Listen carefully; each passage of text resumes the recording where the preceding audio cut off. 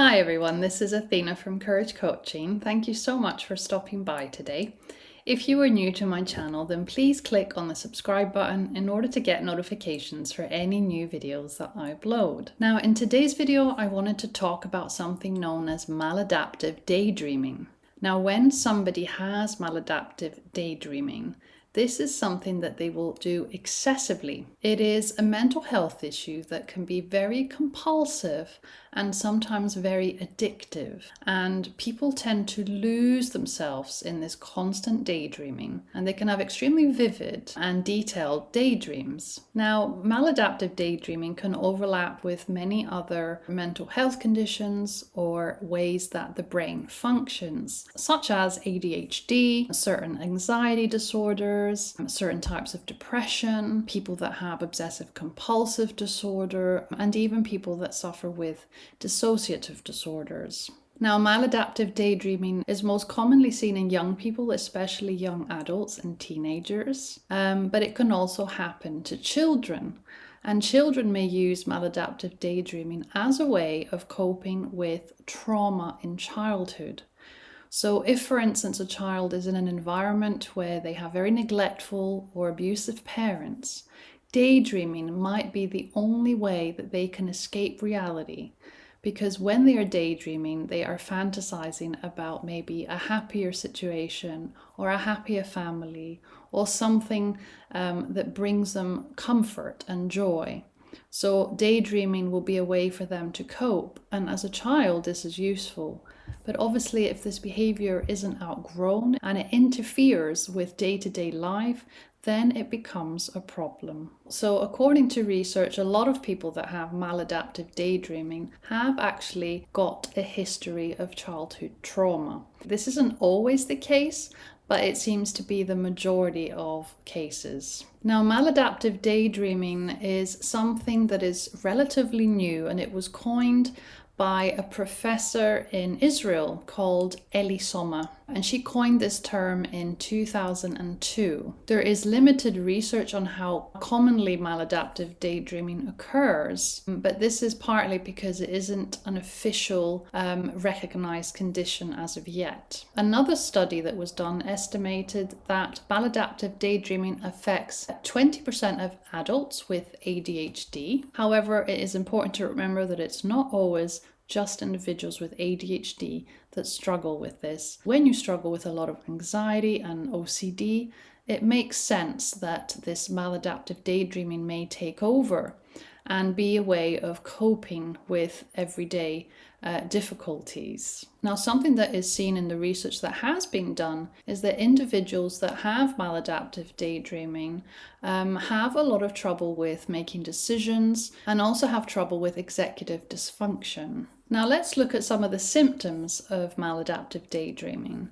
The first one is obviously the intensity of the daydreaming itself, and this daydreaming is very vivid and very detailed, much more so than in a standard daydream. These daydreams are also incredibly complex.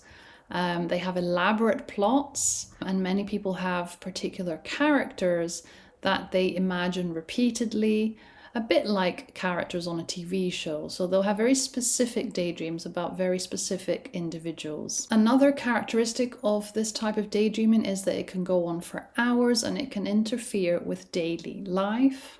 There is also a lot of intent behind maladaptive daydreaming. So people who do this often can and will start daydreaming intentionally. And lastly, these individuals who do this type of daydreaming will want to disconnect from the world around them. So this is like an escape for them. And people will daydream in order to avoid emotions or to avoid anxiety or to avoid any unpleasant emotions that come up. So it is used as an avoidance strategy in order to cope with their trauma or their anxiety or any other mental health issues that they are having. Now, how a person feels about maladaptive daydreaming is very, very important to mention. Most people who do this type of daydreaming will prefer to do this than to spend time with other people. So maladaptive daydreaming can be extremely isolating in some ways. People that do use maladaptive daydreaming usually have a very negative view of themselves. They have very low self-esteem. And people that do this will also end up having feelings of shame and guilt because they are doing this so much, but they aren't able to focus on work or other important activities. So it's almost like an addiction. They can't stop doing this. It's become a very addictive and compulsive part of their life and a very, very important coping mechanism. And obviously, if this has become an addiction or a compulsion, when the person isn't daydreaming, they feel really distressed. So they have to find time to continue to do this. And they have to make sure that they are able to have these daydreams. Otherwise, they really feel like something important is missing in their life. So it may be that they cancel plans that they have in a day, or they don't attend an important meeting because in that day they've not actually had the chance to do this kind of daydreaming yet, and they actually make that the priority when it really shouldn't be. Very importantly, people that do this type of daydreaming find it very, very hard to stop. So people that have this may need help from a mental health professional. CBT can help these individuals understand why they do it, and what they can actually do to manage it.